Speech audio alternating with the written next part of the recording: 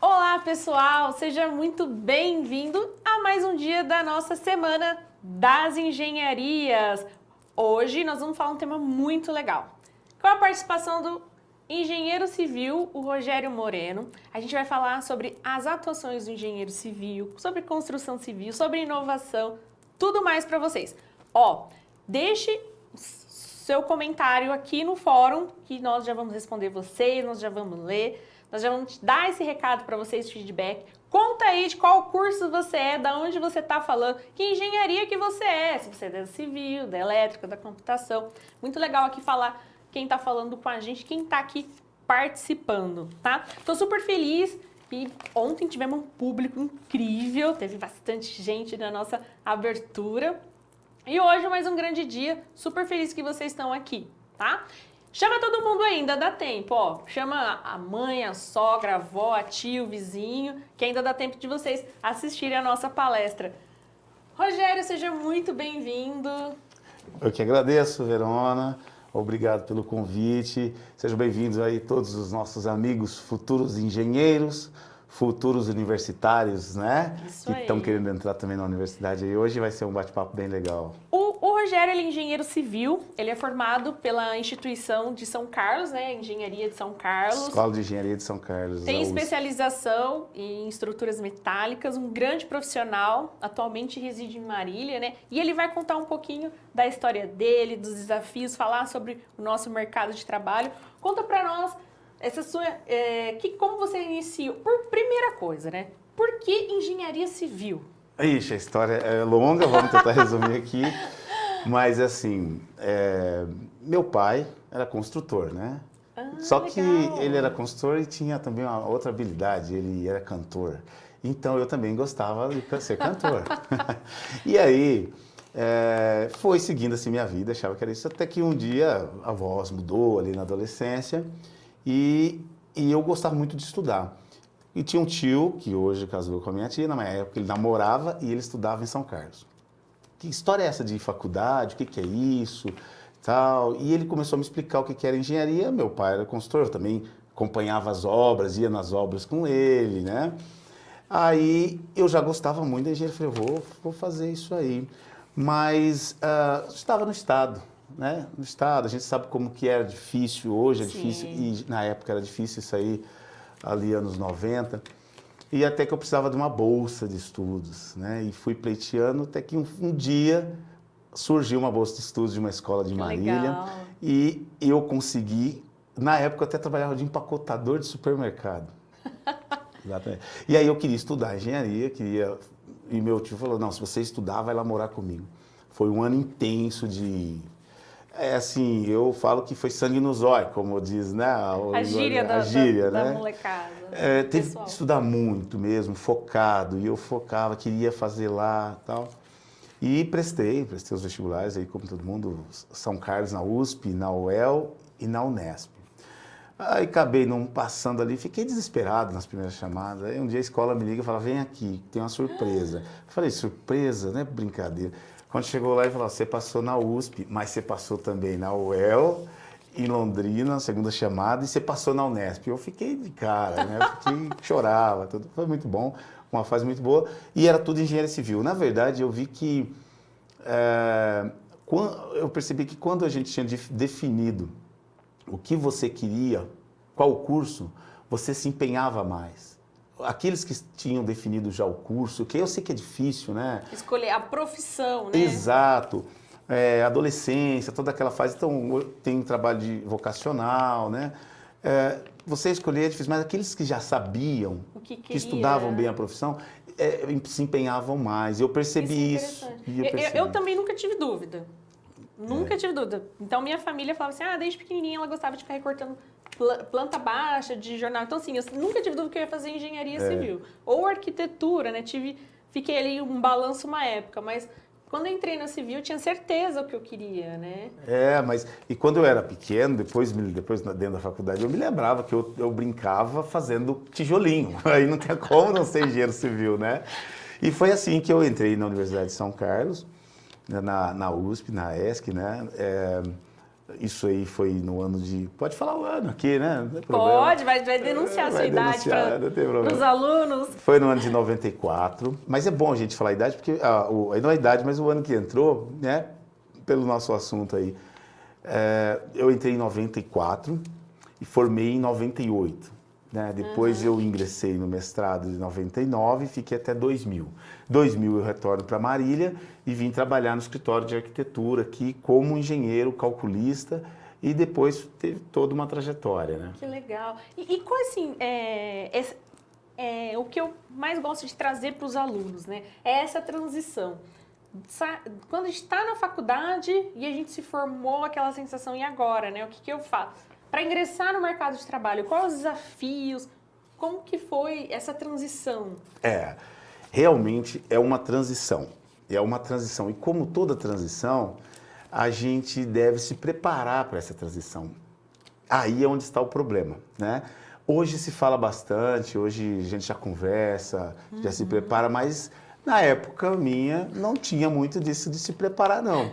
A gente formava, ia procurar emprego, então foi uma fase difícil, cheia de insegurança, né?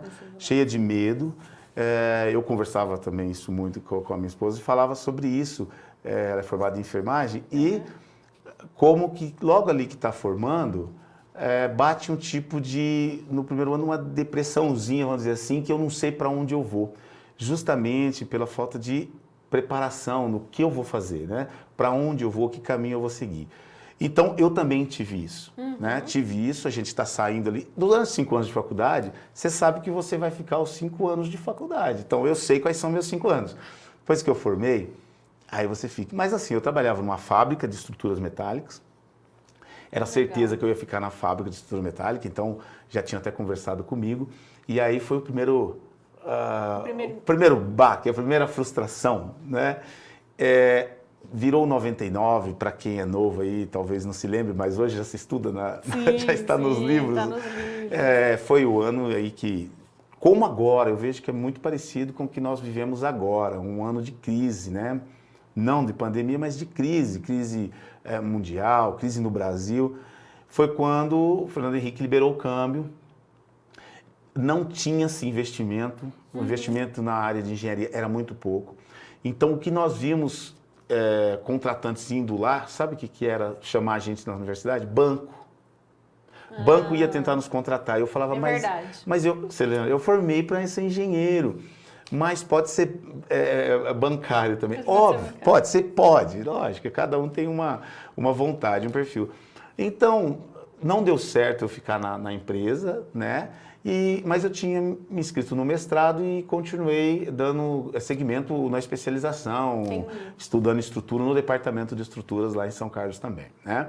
Então, essa fase, essa etapa, ela é difícil porque você não se prepara muito.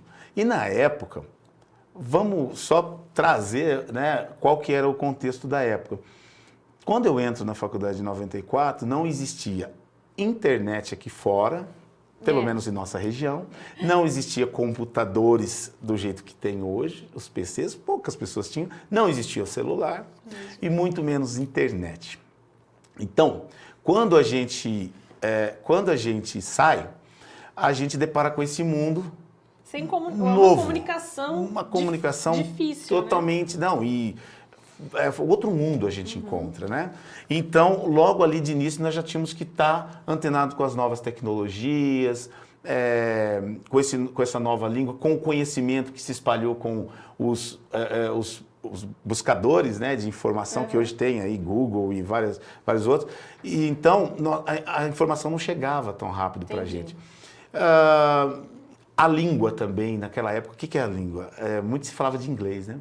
Mas quando a gente não imaginava que era tão importante. Mas quando veio essa internet, aí o mundo globalizou muito mais. Aí nós vimos que... exigência. Não, aí já não era mais diferencial, era exigência. É legal fazer uma correlação com essa fase, né, que você diz, os desafios, dificuldades, de como a gente prepara o aluno hoje. Porque hoje eles têm um curso de empreendedorismo, um curso de administração. aprendem economia, né? Exato, O pessoal do exato. segundo ano de engenharia já estão vendo gestão de pessoas. Importantíssimo. E eu não tive né? gestão de pessoas na minha graduação. Não, eu estou tendo agora, né? Que eu faço uma pós-graduação em negócios, né?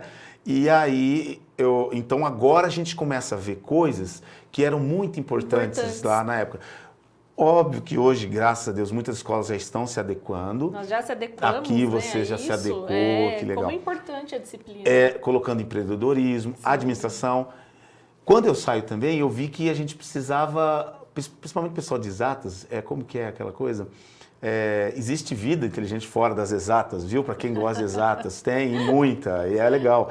Eu fui me interessar muito por psicologia, história, e é muito artes. Legal. Isso é importante, também vai na formação do profissional.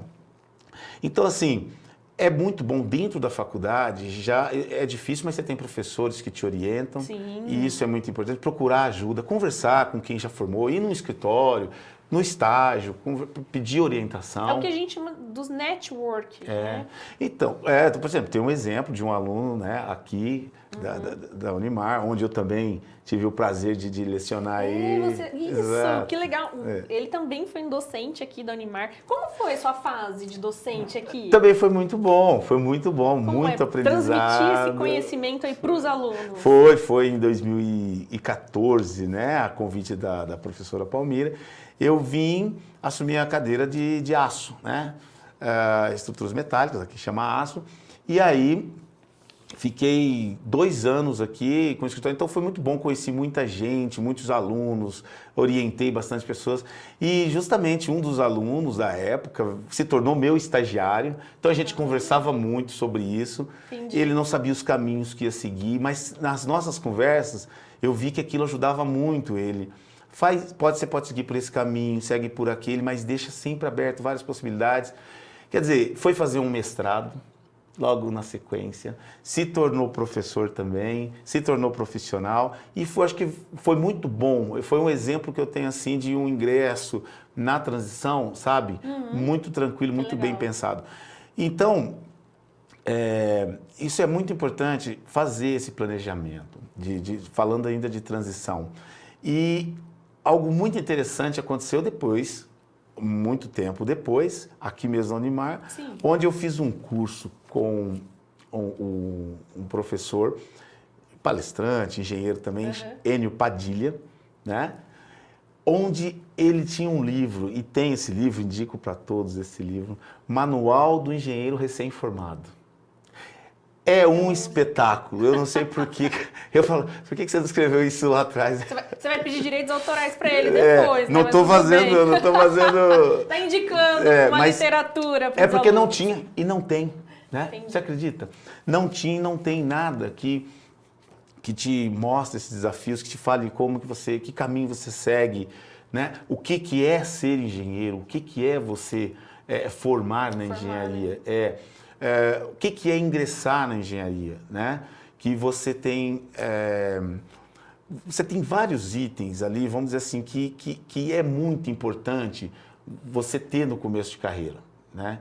Tem muitos itens que é importante. Então, primeira coisa, o conhecimento. Você optar por atividades que te tragam muito conhecimento, talvez não remuneração logo de cara. Entendi. É o que eu vejo. Você ainda precisa de bagagem, de conhecimento. Para poder saber como receber isso, aquilo, né? saber como que funcionam os sistemas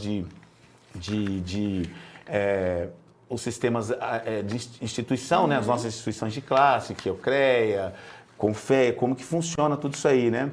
Então, os conselhos de ética, exatamente, né? exatamente. Uma coisa também que é muito legal, né, que eu lembrei aqui agora, que eu acho que nós, como a gente se formou um tempo atrás, a questão do conhecimento que a gente recebia, muito científico. Técnico, né? Técnico até que não, mas assim, a parte científica, né? A linguagem que os docentes passavam pra gente com um grau de dificuldade muito alto. Exatamente. Né? Então, assim, a hora que a gente ia, a gente fazia as leituras, via aquilo, falava, mas o que ele está falando? E às vezes era uma coisa muito simples. Olha, você junta A com B, vai dar a sílaba babá, simples, né? Isso hoje, os alunos nossos também, eles têm muito privilégio nisso, né? Porque a gente traz um material didático, uma linguagem dialógica. Sim. Então, a melhoria que vai tendo no ensino de engenharia. Sem dúvida, isso vem num caminho, eu acho que de todas as áreas, né? Hoje você tem que mudar a linguagem para atingir o jovem. Sim. Né? Você tem que... Muitas coisas hoje chamam a atenção do jovem. E a engenharia, ela é ainda uma profissão clássica, né? Né? Assim como o direito, como a medicina. Então, ela tem que atrair o jovem e tem que falar a linguagem dele, obviamente, né? Dentro de todo o postulado que a engenharia tem.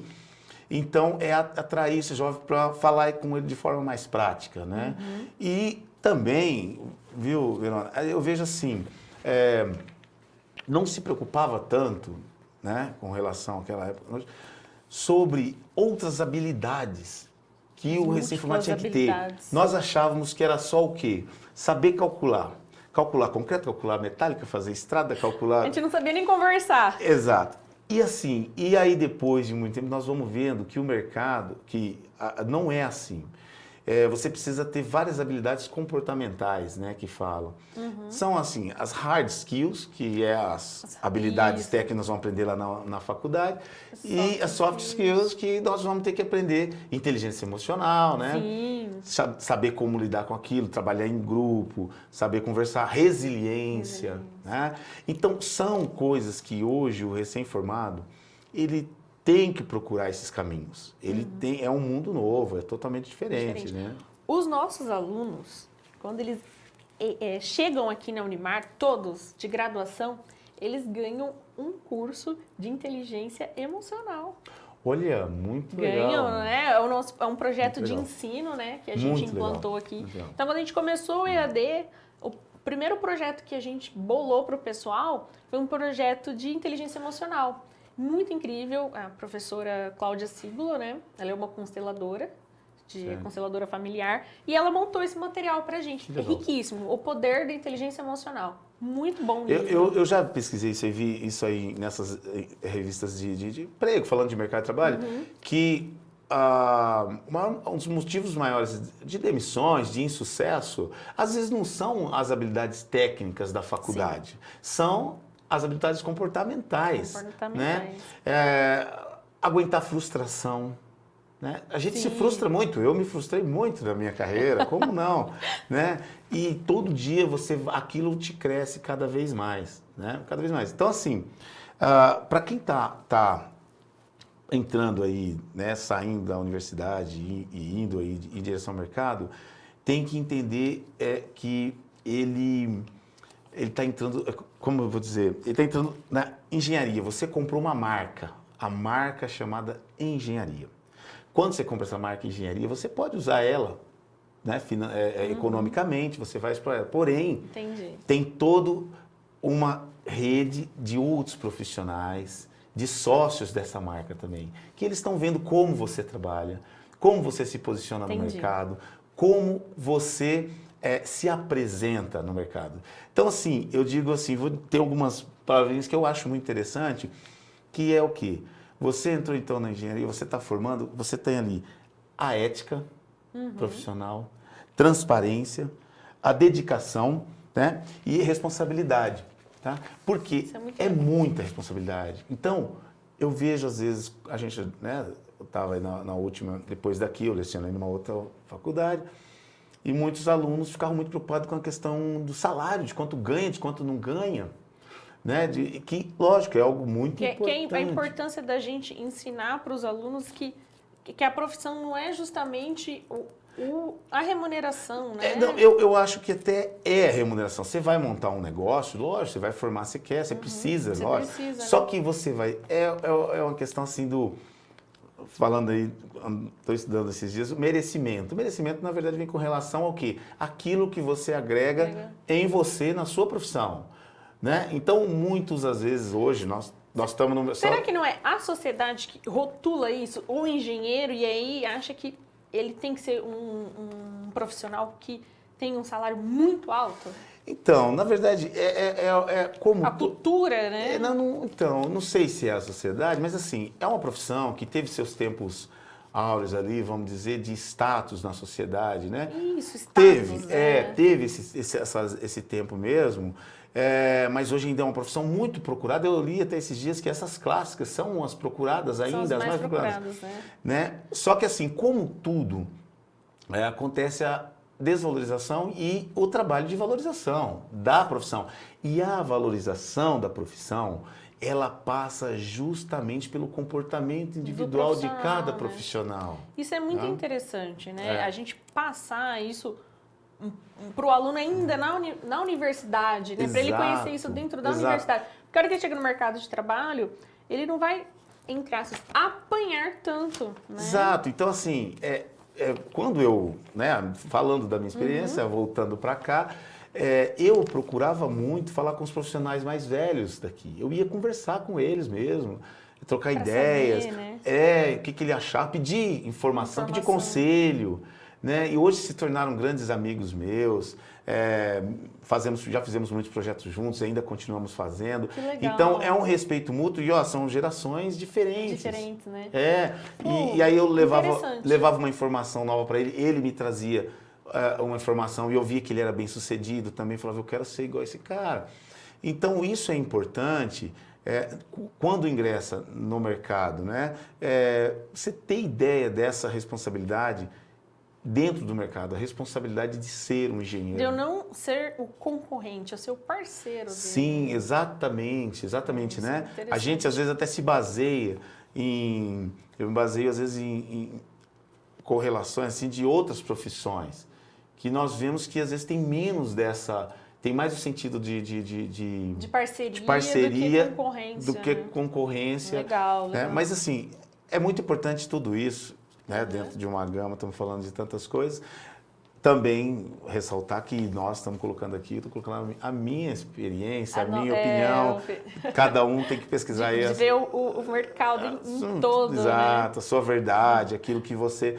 Mas assim, hoje a gente vê muito isso em redes sociais, que é uma outra coisa que mexe muito com o jovem hoje.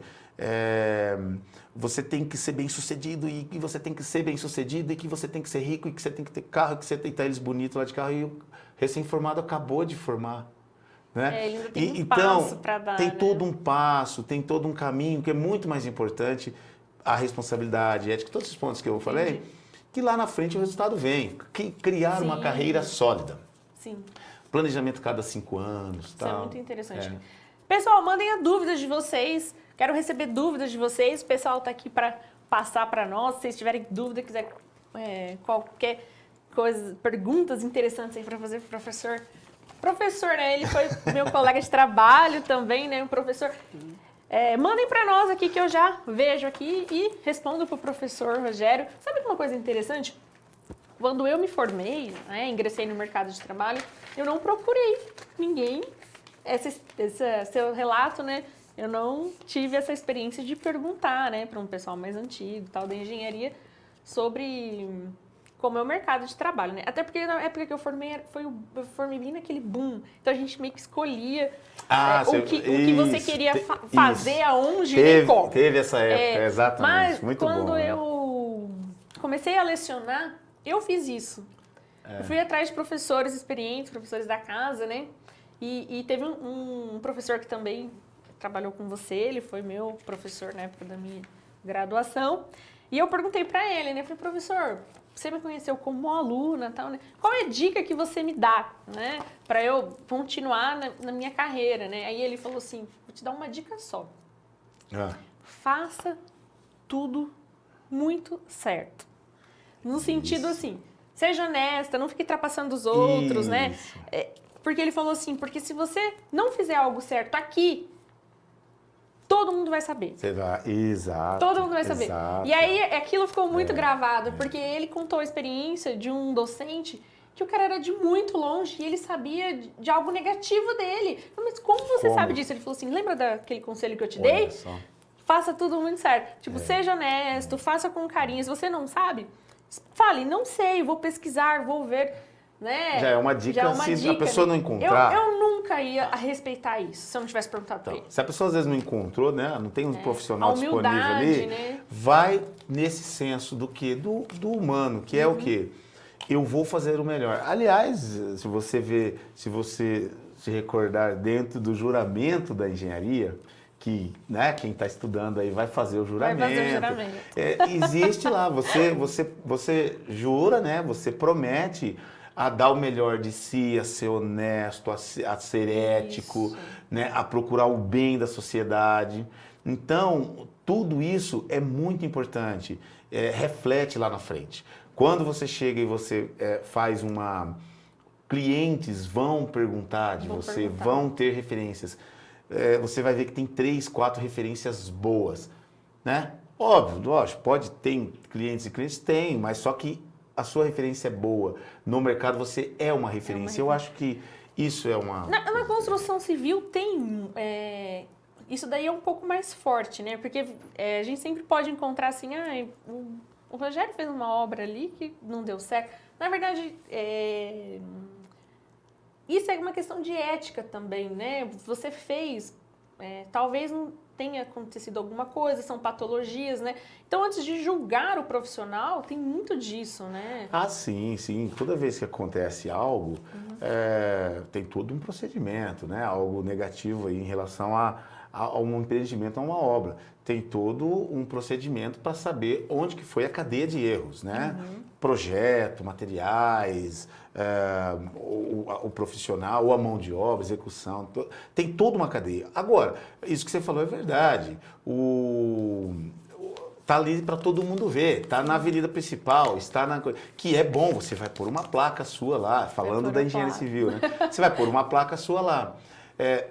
Dando ela certo vai ser muito bom e dando errado vai ser muito complicado, porque você está lá. Mas é sua resposta. Exatamente. Então, e às vezes você não teve culpa. Então, o que acontece? Não teve culpa diretamente, vamos dizer assim. É por isso que entra a questão da ética, né? A ética profissional, ela entra em vários âmbitos, mas entra também com o amigo profissional, com o fornecedor, com os seus colaboradores, com o cliente principalmente. Você realmente optar pelo melhor material, que é aquele que está especificado. Eu tenho um exemplo meu, que eu fui fazer uma estrutura, né, com a empresa e tal, e orçamos, a gente orça em termos de estimativas, né? O cliente fechou. Eu falei, vou calcular. Um galpão, aí quem estuda engenharia sabe, tem o vento, e aí temos que fazer o cálculo do vento com o galpão aberto. Meu Deus do céu, o material deu muito maior do que o que eu tinha previsto. Deu. Eu falei, ai meu pai, aí entra aquilo que você falou, eu com a minha consciência. Eu uso o material previsto e o meu lucro vai ser menor, ou eu uso o que eu previ sabendo que aquilo está errado? Eu fiquei muito naquilo, eu falei, não, eu não estou fazendo isso para hoje, né? Isso já estava no meio da carreira e tal. Usei o material correto de cálculo, com as minhas anotações todas lá guardadas e tal. Montamos a obra. Depois de montado, a cobertura toda, uma semana depois, deu um vento. Sério, isso é verdade. Deu um vento aqui em Marília, né? Que tirou árvores. Saiu árvores, sério mesmo, árvores foram arrancadas. E a nossa estrutura lá, permaneceu. Tranquilo, permanece intacta lá. Isso foi um exemplo. É óbvio que eu falei assim, eu vou passar para ver se uma telha voou, mas eu tenho certeza que está lá.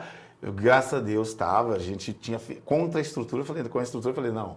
Foi um exemplo. Então, quer dizer, teve vários outros, e assim tem vários outros. Dentro da profissão, ter essa honestidade com o cliente, com a obra. Se você se errou e vai ter um prejuízo, digamos, que sirva de lição, que sirva de aprendizado. De aprendizado, né? E voltando um pouquinho, então, ainda mais para a construção civil, né? O que a gente tem quais são as melhorias, né, que vem vindo aí, Rogério? Inovações, né? O que mudou aí nessa transição? Vamos voltar um pouquinho para você e para a construção civil. Da sua época que você se formou até agora, né? Como foi essa evolução aí de inovação? Né? Porque mudou muito, né? Da minha época já mudou, imagine para você. Muita coisa evoluiu para melhor com o advento de toda essa tecnologia, como nós colocamos no começo, a internet veio para ficar e vários outros desenvolvimentos de tecnologias aí veio para ficar e estão impactando. Então, assim, continuamos, obviamente, tendo as áreas clássicas da engenharia civil, né? Nós estamos falando da engenharia civil aqui em específico. Nós temos o quê? A área de estrutura, a área de hidráulica, o concreto, a estrutura vai lá, metálica, madeira, aço, a área de hidráulica, saneamento, tudo áreas muito demandadas ainda. Pavimentação, geotecnia, né? A parte de construção civil, que hoje está muito ligada na parte de produção, de engenharia de produção civil, né? Que é o quê? Que é justamente você tudo otimizar num tempo recorde, a né? produção e otimizando a produção, otimizando a cadeia de fornecedores, cadeia sem erro, menos erros, menos desperdício. Então, tudo isso aí também é da área. E a produção civil estava começando, gatinhando, né? Tem vários amigos meus que foram para essa área de produção civil. Mas assim, a gente vê que continua e todas as inovações que tiveram em termos tecnológicos, de softwares, de conceitos, de ferramentas, entraram em todas essas áreas. Todas as áreas absorveram, né? Tanto é que, lendo a revista da ABS, né? A revista Estrutura, mais de 100%, fez uma pesquisa, 100% das empresas hoje usa softwares. Todas elas usam softwares, não existe mais aquilo. Mas assim, só que com isso, abriu-se um leque enorme. Voltando até na primeira pergunta, por que fazer engenharia civil? Eu, na época, imaginava que a engenharia civil era que a mais abria leque, porque eu via essas áreas clássicas que nós estamos falando. Só que, dentro disso, tem várias atuações do engenheiro civil hoje, mas muito mais ação. Por exemplo, tem amigos meus, engenheiros civis, que trabalham na Embraer, analisando a estrutura do avião. Não, é verdade, Sabia? interessante. Tem que trabalhar. Então, quer dizer, não é só a estrutura do... Uma estrutura de prédio, edificações, né? Vamos ter aí muita coisa na área também hospitalar, com a mecanização, com a mecatrônica e tal. Tem também ali, o engenheiro pode ser civil, sem dúvida. Sim, pode ser civil. Agora, tem várias áreas que veio dentro de uma demanda global, de sustentabilidade, né? Que é uma demanda global aí que nós estamos vendo em todos os lugares. Então, o quê? Tem a engenharia sustentável. O que é engenharia sustentável? É aquela engenharia que você vai atuar o quê? Visando buscar materiais do local, mão de obra local, evitando menos transporte, o que danifica mais leito de rios, né? A degradação de florestas, você tem isso também. Depois você entra o quê? Em eficiência energética, que também está ligado à engenharia sustentável. Que é o quê? Eficiência energética, buscar formas de engenharia, de energias limpas, né? Energias renováveis, que hoje é a palavra do momento. Então é uma área de atuação e as empresas estão sedentos por nessas áreas. Energia eólica, energia marítima, energia solar, né? E as empresas querem muito profissionais ligados a essa área. Então, qual que é a dica? Aqueles que estão formando, já se atenta para essas áreas, porque eu vejo que ainda muitos só veem a área comum, que é a construção e a estrutura, e a construção e a estrutura. Não, existe um leque imenso, né? É que quando você faz engenharia civil, você tem essa ilusão, né? Eu tive isso. Vou me formar. Vamos trabalhar, por exemplo, se alguém me falasse assim, vamos trabalhar em manutenção, eu ia bater na pessoa. Fazer manutenção. Não no sentido assim de agressão, né? Mas assim, eu não quero isso. Mas assim, tem noção do quanto que o engenheiro civil encaixa numa manutenção? É 100%. Ele tem que ver a estrutura, ele tem que conhecer ter a demanda de elétrica. Então, tem todo esse envolto que o engenheiro civil faz. Mas a gente tem a ilusão de que, se eu sou engenheiro civil, eu vou trabalhar com o quê? Com edificação, com concreto. Não, você tem que abrir a cabeça, existe várias possibilidades. Conhecer mais as áreas, né? Exato. Eu até orientava muitos alunos, né? Eles perguntavam o que está em demanda, o que está em alta. Olha, tem, falando ainda dessa área ambiental, tudo, engenheiro civil que ele entenda também de direito ambiental. Isso também é interessante. Entenda de direito ambiental, porque vai chegar uma hora, as empresas estão precisando disso. Nós vimos agora aí, né? Brumadinho, tudo isso que está acontecendo. O engenheiro civil cabe ali na questão... De tudo, né? De tudo. Análise. Desde a segurança, da barragem, do solo. Exatamente. Tem também a parte de gestão de contratos de grandes obras de infraestrutura. Que é civil. Civil. Um amigo meu se especializou nessa área que nunca tinha visto ninguém. Eu ainda lá não entendia muito bem. Fala para mim, o que você realmente faz? Ele falou assim, olha, eu explico a engenharia para o advogado e explico o direito para o engenheiro. Entendi. É uma ponte muito que está muito sedenta de gente para isso aí. E assim, continuando, né, nós temos o quê? Hoje, automação dos processos. Engenharia de produção. Então, você tem automação dos processos com a tecnologia em obra, tecnologia no escritório, tecnologia nas fábricas. Né? Imagina numa obra, chega uma carga, um caminhão de bloco, quem vai descarregar esse bloco? Não. Antes, na minha época, era um sufoco, né? Porque tinha que parar o pessoal, principalmente assim, pede pro servente ir lá. Mas o servente era quem mais precisava dentro da obra. Não vou pedir para ele parar. Né? Hoje não. O que vem? Um caminhão, já vem book. Ele mesmo descarrega e pronto. Então, hoje já existe assim, a parte de produção civil, né? Já começa a otimizar mais os processos. E eu acredito que ainda falta muito na área de engenharia, da construção civil, ainda muito a se fazer. Muito mesmo, assim, em termos de equipamentos de transporte, equipamentos de proteção do ser humano, do corpo, do funcionário. Porque ainda é uma área que exige muito esforço físico, né?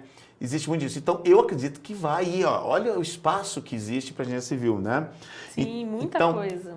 Dentro da tecnologia de informação, tá? Que é a inteligência artificial, né? Nós estamos vendo aí, por exemplo, no trânsito hoje, né? Os softwares que nós usamos, isso aí foi tudo um engenheiro. O engenheiro de trânsito faz também, está lá presente. E também é o civil, né? Que ele aprende isso, né? Que é o engenheiro civil, de tráfego. E especializado em transporte, em tráfego. Quer dizer, são tantas áreas.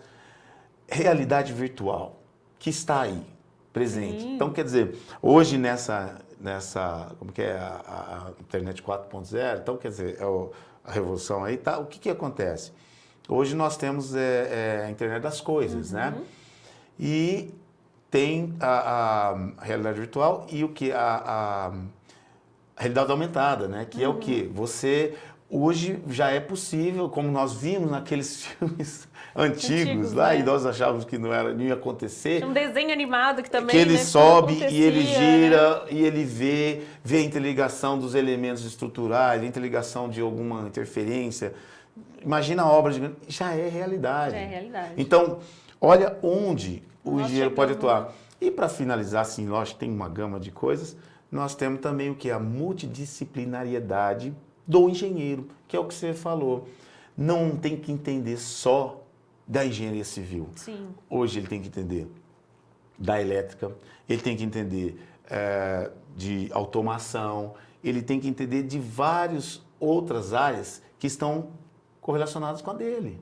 O básico ele precisa, no mínimo. Né? Sim, exato. Mas hoje, então, quer dizer, você tem que ter multidisciplinar. Abrir a cabeça para vários tipos de coisas, vários tipos de informação que vão vir, e isso vai ajudar muito. Vai ajudar. No quê? Justamente você se tornar aquele profissional do futuro. Sim. Né? Que é o profissional que realmente está antenado com as coisas. Muito legal, né? Muito bacana. E aí, pessoal, cadê as dúvidas de vocês? Tá muito bacana.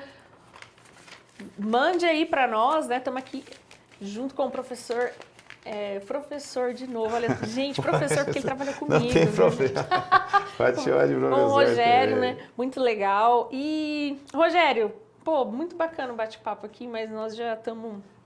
Vamos pro finalmente, mas a gente convida você novamente para você voltar para falar mais algum tema. Eu agradeço demais, viu? Foi muito bom, viu, Verão, desde que você me fez o convite, né? Obviamente que, como professor, a gente sempre prepara alguma coisa, vai estudar, vai ver, né? Então, com isso, até eu fui me inteirando de coisas e falando que legal isso até aqui. Até você aprendeu aqui Até hoje. eu aprendi durante esse processo. Então, assim, foi uma oportunidade muito grande para mim. Eu agradeço demais, né? Parabenizo você, parabenizo a instituição aqui, a Unimar. E uma coisa também que eu não sei se eu não falei para você, né, diretamente, mas a gente tem alunos aqui, ó, o pessoal comentando. A gente tem aluno desde o sul até norte, né? A gente tem alunos no Mato Grosso, aluno em Porto Alegre, em Gravataí, pessoal de São Paulo. Então a gente tem aluno no Brasil inteiro. No Brasil inteiro. Vendo tudo isso, né? Exatamente. Demandas até diferentes, porque, por exemplo, a região norte tem muita energia eólica, né? Sim, exato. Tudo e isso nós que nós estamos aqui falando. estamos na demanda de elétrica, sim, né? Então, e isso daí... Hidrelétricas, né? E foi legal você tocar nesse ponto aí, que assim, dentro de cada região existe uma realidade, Sim. né? E hoje a Unimar pode atingir e atinge o Brasil inteiro, né? Então, eu parabenizo, você está de parabéns, toda a equipe aqui do EAD, equipe do presencial, todo mundo aqui da Unimar, obrigado pela oportunidade mais uma vez. Que legal, muito bacana. E antes de fechar, uma perguntinha-chave. Vamos lá. Tananã, a gente deixa os palestrantes aqui, ó, envergonhados. Qual é o maior desafio? O que o engenheiro, aí, o que você vai dizer para o pessoal de desafios, todas as dificuldades durante esse período atípico, né, que essa pandemia que a construção civil passou aí? O que nós temos aí em 2020? Hoje nós estamos passando aí um ano totalmente atípico, né? Pelo menos colocamos aí todo mundo no mesmo patamar, das últimas gerações, né? Com a pandemia, né? Então eu vejo que daí a gente vai extrair muitas coisas, né? O mercado realmente está ainda se organizando, é tudo muito novo, as dificuldades são novas, como tudo também a engenharia sofreu. Hoje nós vemos aí uma cadeia de suprimentos ainda com muitos problemas, né? Está faltando material, os preços estão altos, mas vai se normalizar com certeza. Mas abre um leque de opções para o futuro, que é o que? Onde vai ter que se melhorar essa questão hospitalar, vai ter que ter hospitais novos e mais equipados, infraestrutura. Nós vimos como nós não estamos equipados. E em tudo isso, que é o desenvolvimento humano, desenvolvimento das cidades, o engenheiro civil vai entrar, né? Está lá presente, né? Ele vai construir o nosso novo normal. Então, exatamente. Então, dentro já desse, então nós vamos mudar os nossos comportamentos. Você vê, o serviço, o trabalho home office veio para ficar. Sim. O EAD veio para ficar. Hoje vai se ter isso. Empresas já estão cogitando em não voltar mais depois da pandemia. Então, esse profissional está ligado já com as tecnologias, ele já está antenado em tudo isso aí, vai sair na frente, né? Sai disparado e justamente fazer um novo mundo, né? Que nós vamos ter aí a cada... Nosso novo normal, Nosso novo normal. Mais uma vez, pessoal, vamos agradecer aqui o Rogério, né, o engenheiro civil, Rogério Moreno. Muito obrigada aí pela oportunidade, por vir falar, né, com os nossos alunos. Eu que agradeço. Que a gente vai, nossos alunos, eu já ia falar assim, ó, nossas crianças, né? Porque assim, a gente já vai criando um laço, né? Não infantilizando, mas assim, de carinho. De carinho e cuidado, né? E eu que agradeço aí a audiência de todos, aí a coisa tá realmente bonita. Obrigado a todos que ficaram até aqui, a quem já está formando aí ou que está no meio do caminho e aqueles que estão querendo entrar, obrigado pela sua audiência, pela sua participação aqui também. Muito obrigada, viu, Rogério? Agradeço. E, pessoal, obrigado mais uma vez aqui com a gente junto na nossa semana. Estamos só começando, hein? Amanhã, especial aí, uma mesa redonda incrível. Não perca quando dá tempo de convidar seu amigo, convide a todos. Você que é da Unimar EAD, você que é nosso aluno, muito obrigado por estar aqui mais uma vez. Você que está participando da nossa semana, que está conhecendo a Unimar EAD, agradecemos também. Continue aí para assistir nós até o final da semana. E espero vocês amanhã, hein? Um grande abraço, até mais. Obrigado. Tchau, tchau.